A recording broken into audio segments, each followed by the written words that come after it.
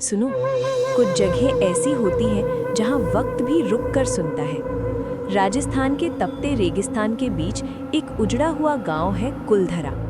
दिन में ये सिर्फ टूटे मकान और सूनी गलियां लगता है, पर जैसे ही सूरज डूबता है वहां हवा बदल जाती है। ऐसा लगता है जैसे दीवारों के पीछे कोई फुसफुसा रहा हो, जैसे रेत के नीचे दबी हुई यादें फिर से सांस लेने लगती हूँ। बहुत साल पहले यही कुलधरा जिंदगी से भरा हुआ था।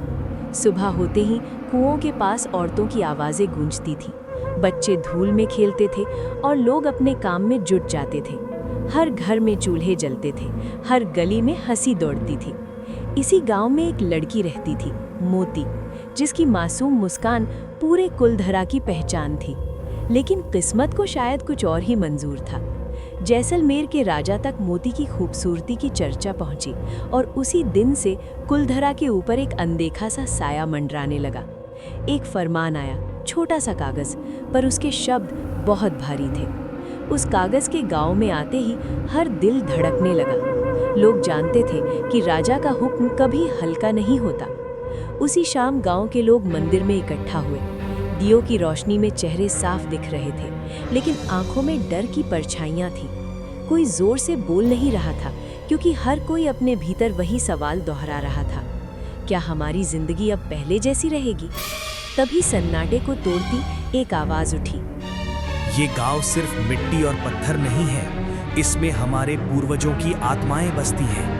हर दीवार, हर कुआं, हर रास्ता उन लोगों की यादों से भरा है जिन्होंने अपनी जिंदगी यहाँ छोड़ी थी।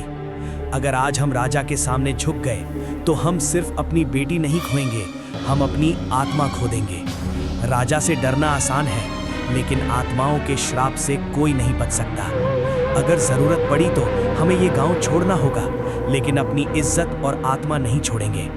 और अगर हमने ये धरती छोड़ी तो मैं इसे ऐसा श्राप दूंगा कि कोई भी यहाँ चैन से नहीं रह पाएगा।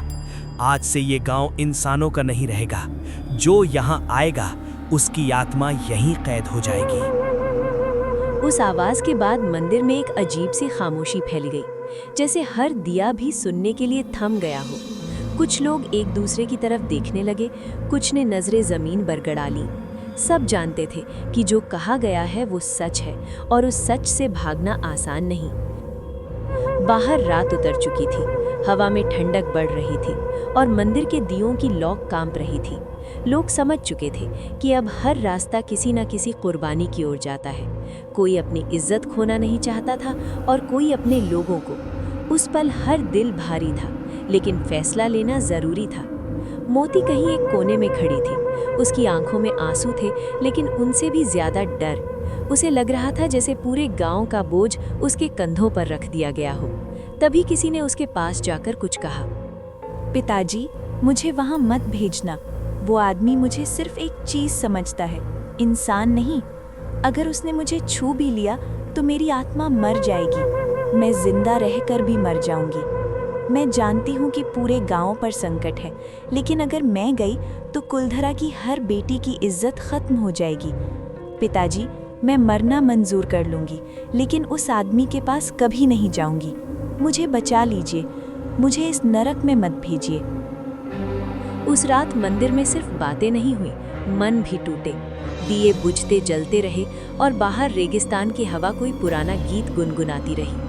अंत में लोग एक बात पर पहुंचे, अगर जमीन हमें नहीं बचा सकती तो हम जमीन को छोड़ देंगे, लेकिन अपनी आत्मा नहीं। जैसे जैसे आधी रात पास आई, पूरा गांव अपने अपने घरों की ओर लौटने लगा। कोई जोर से रोया नहीं, कोई चिल्लाया नहीं, बस खामोशी में सामान समेटा गया, बच्चों के सिर पर हाथ फेरा गया और दरवाजों को आखिरी बार देखा गया।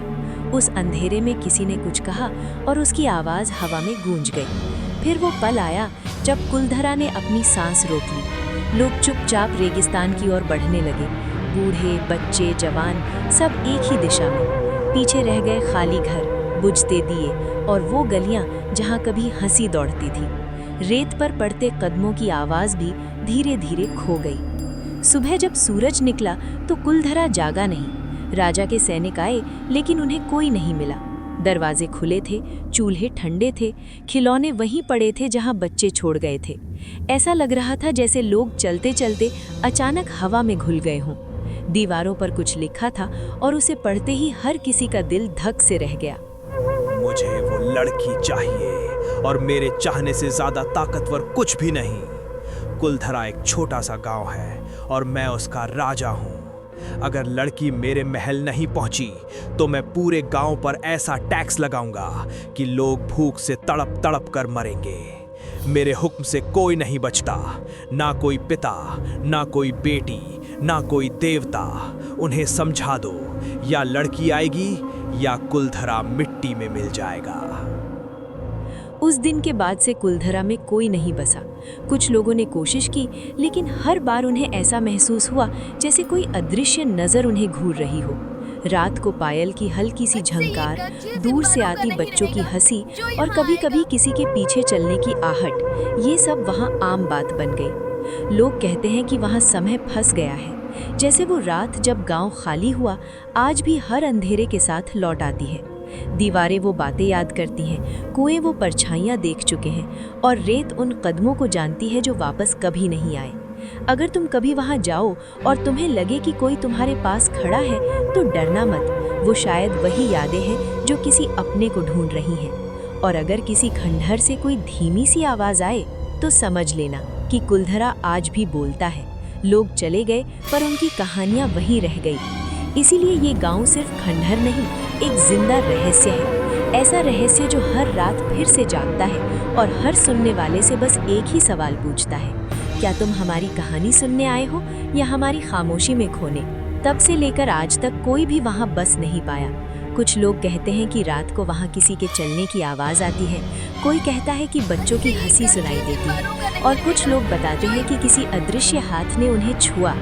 कुलधरा अब सिर्फ एक गांव नहीं, एक रहस्य है, एक ऐसी जगह जहां बीती हुई रात कभी खत्म नहीं हुई। लोग चले गए पर उनकी परछाइयां वहीं रुक गई और शायद वो आज भी किसी का इंतजार कर रही हैं, क्योंकि कुछ जगह खाली दिखती हैं पर असल में वहां बहुत कुछ मौजूद होता है।